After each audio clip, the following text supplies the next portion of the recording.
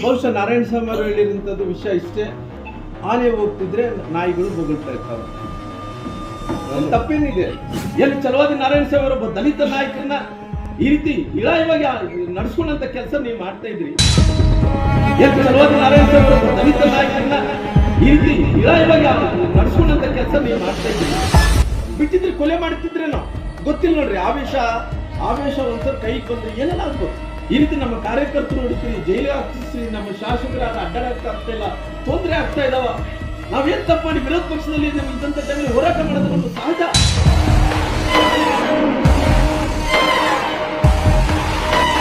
ನಮ್ಮ ಆಡು ಭಾಷೆ ಇದು ಏನ್ ತಪ್ಪೇನಿದೆ ಅಂತ ಹೇಳ್ತೀನಿ. ಬಹುಶಃ ನರೇಂದ್ರ ಮೋದಿಜಿಯವ್ರನ್ನ ಇವ್ರನ್ನ ಎಷ್ಟು ಮಾತಾಡಿದಾರೆ ಹೇಳ್ರಿ.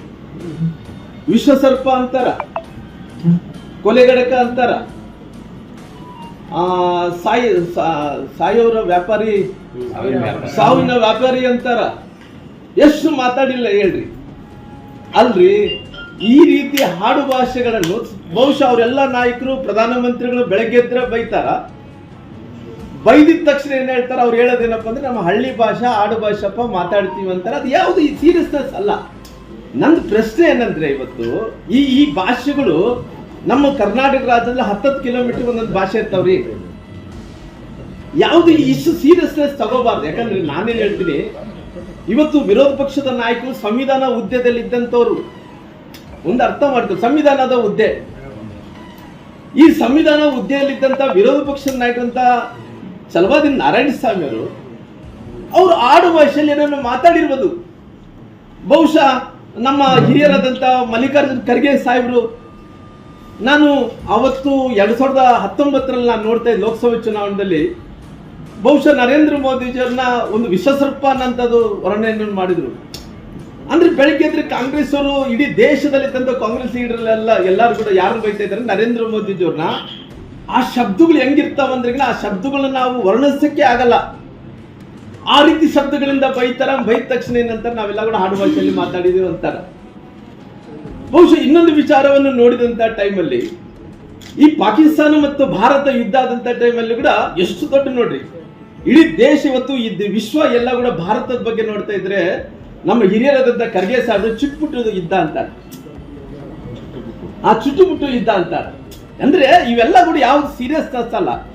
ಅವ್ರು ಚಿತ್ತಾಪುರ ಬಂದ ತಕ್ಷಣ ವಿರೋಧ ಪಕ್ಷ ನಾಯಕ ಸಂವಿಧಾನ ಹುದ್ದೆದಲ್ಲಿ ಇದ್ದಂಥವ್ರು ಪಾಪ, ಆ ಸಂವಿಧಾನದಲ್ಲಿ ಹುದ್ದೆ ಅಂತವ್ರಿಗೆ ಅಲ್ಲಿ ಯಾವ ರೀತಿಯಲ್ಲಿ ಅವರು ನಡ್ಕೊಂಡ್ರು, ಅವ್ರನ್ನ ಯಾವ ರೀತಿಯಲ್ಲಿ ಒಂದು ಗೆಸ್ಟ್ ಹೌಸ್ ಅಲ್ಲಿ ಇಟ್ಕೊಂಡು ಅವ್ರನ್ನ ಬಂಧಿಸಿದಂತ ಕೆಲಸ ಮಾಡಿದ್ವಿ. ಕೊಲೆ ಅಂತ ಅಂದ್ಕೊಳ್ರಿ, ಬಿಟ್ಟಿದ್ರೆ ಕೊಲೆ ಮಾಡ್ತಿದ್ರೇನೋ ಗೊತ್ತಿಲ್ಲ ನೋಡ್ರಿ.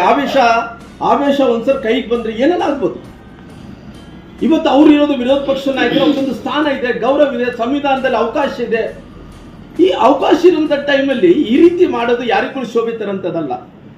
ಅದು ಕೂಡ ಮಾಡಿರೋದಂಥದ್ದು ವಿರೋಧ ಪಕ್ಷದ ನಾಯಕರಂಥದ್ದು ಸಂವಿಧಾನದ ಹುದ್ದೆಯಲ್ಲಿರುವಂತ ಒಬ್ಬ ನಾಯಕನಿಗೆ ಮಾಡಿದಂತ ಅಪಮಾನ, ಒಬ್ಬ ದಲಿತ ನಾಯಕರಿಗೆ ಮಾಡಿದಂತ ಅಪಮಾನ. ಇದು ನೇರವಾಗಿ ಹೇಳ್ತೀನಿ ನಾನು, ಒಬ್ಬ ದಲಿತ ನಾಯಕರಿಗೆ ಮಾಡಿದಂತ ಅಪಮಾನ.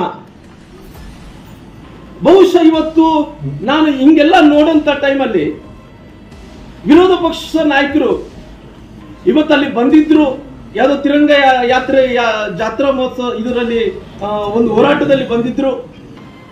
ಆ ಬಂದಂತ ಟೈಮಲ್ಲಿ ಈ ರೀತಿ ಮಾಡಿದ್ರೆ ಪುನಃ ಸರ್ಕಾರದ ವಾಹನ ಎಲ್ಲ ಕೂಡ ಜಖಂ ಮಾಡಿ ಅದೇನೋ ಮಸಿ ಬಳದು ಈ ರೀತಿ ಕೊಲೆ ಯತ್ನ ಮಾಡಿದ್ರೆ ಯಾರು ರೆಸ್ಪಾನ್ಸಿಬಿಲಿಟಿ ಇದಕ್ಕ? ಹೌದ್ರಿ, ನೀವು ಸಂವಿಧಾನದ ಬಗ್ಗೆ ಮಾತಾಡ್ತೀರಿ, ಎಲ್ಲಿ ಹೋದ್ರೆ ಕೂಡ ಸಂವಿಧಾನ ಅಂತೀರಿ.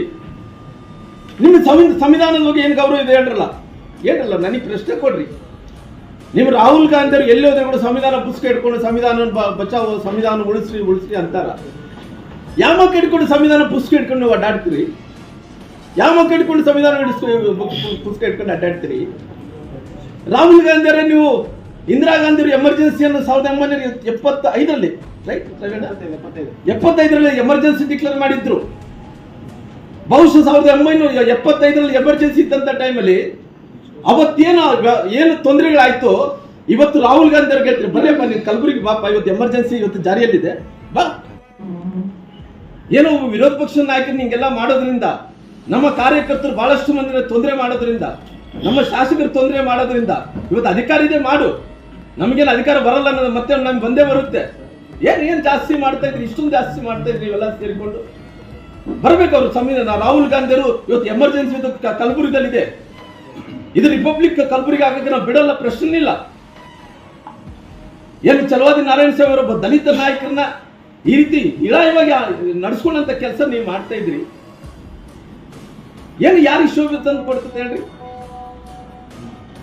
ಯಾರಿಗೆ ಶೋಭೆ ತಂದು ಕೊಡ್ತದ್ರಿ?